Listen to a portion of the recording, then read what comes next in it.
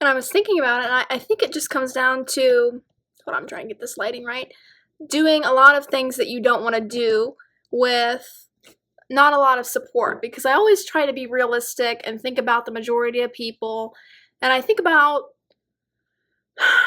I would say 90, I don't know, 7% of people, they don't have a harem of people around them supporting them. They don't have a ton of friends or family. They just don't have that support system. And so that's why I say most of the heavy lifting is going to be on you, because it really is. And that's just the fact of the matter. So last video I said that I was going to be talking about HOCD success stories and this and that.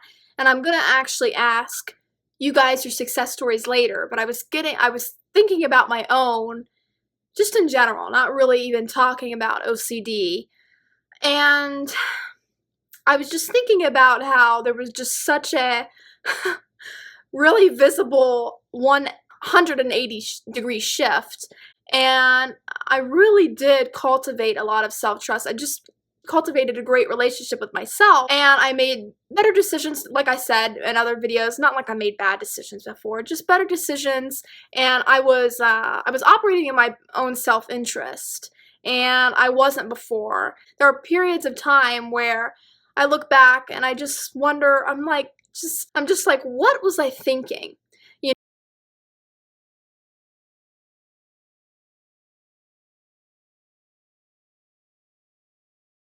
What was I, like, what was going on?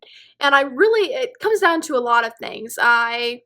One thing was I wasn't willing to make, at first, I mean, later on, yeah, because there comes a certain point where you're like, okay, something's got to give. But at first, I wasn't really willing to make the sacrifices it takes to be a mentally and physically healthy person. I wasn't really willing to do that. It was too difficult, of course. And so I just kind of stayed in a certain spot for a little while until I decided, no, this is not it. The problem starts when a lot of people never really decide that they want more for themselves, and they just stay in that part where they're just struggling, kind of wading through water. And a lot of them will DM me, and I've gotten to the point where it's like, I don't even know, I don't help other people like I used to. Like, when I didn't really have it all together, I would help people in a way that I would basically just tell them what would make them feel good. And this is because this was exactly my approach to helping myself. I basically just did whatever made me feel good in the short term. I didn't care about the long term. And I slowly realized, not only do I have to process these emotions, I can't just hold on to them because I like to feel sad for myself and wallow in self-pity, because that feels good and feels familiar. I have to let this go. And that was hard, and that was the most difficult thing I have ever done. And like I mentioned in this video multiple times, I'm so sorry for repeating myself. This is exactly what happens when I don't journal or automatic write before I sit down and make a video, because everything is just not as coherent as I would like. But it obviously wasn't just with emotional integration. I didn't want to work out, I didn't want to eat healthy, all of that stuff too, in the physical.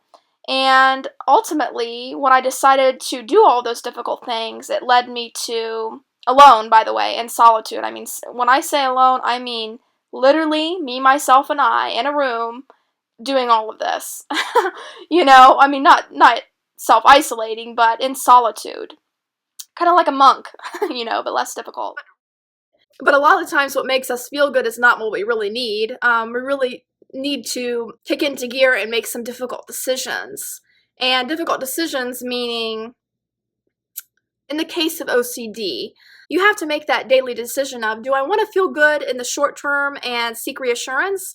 Or do I want to feel good in the long term and just, I don't want to say deprive yourself, but it's like that with any toxic cycle you're in. You kind of have to just deprive yourself of those short-term, I don't know what you call it, pleasures, I guess, because you really want to feel good in the long term.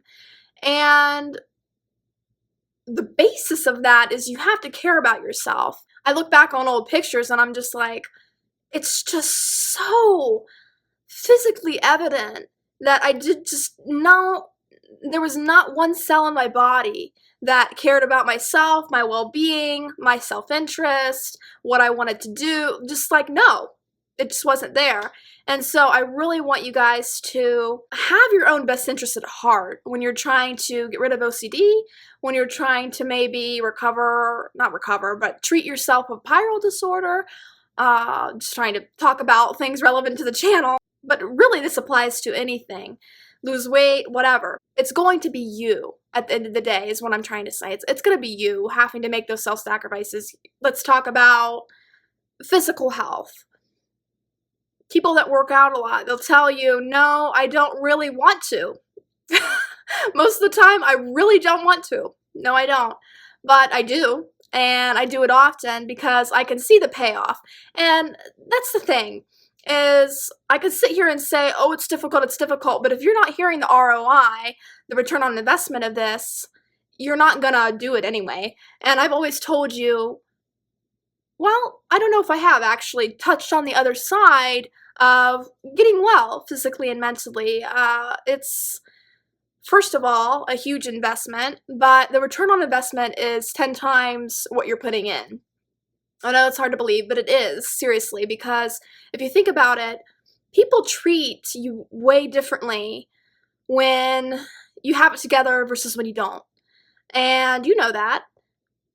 That's a fact. It'll change the course of your life. It really will when you make those types of decisions. Okay, well, I know this doesn't really feel particularly good. It's all painful, it's all difficult, it's all not really feeling good, but basically, once you start, you really can't stop. Now, I know people will say, well, there's relapsing and healing and this and that, but as long as you have your eye on the ball, which is optimal health, mentally and physically and spiritually and whatever else, really can't get off track unless you make a decision that's not in your best interest. Try not to do that, even though it's easier said than done. But I just wanted to say, if you're wondering, is it supposed to be this difficult? Well, yes, it is. Yes, it is. It is supposed to be extremely difficult. It's like going through surgery without any anesthesia. You really have nobody there.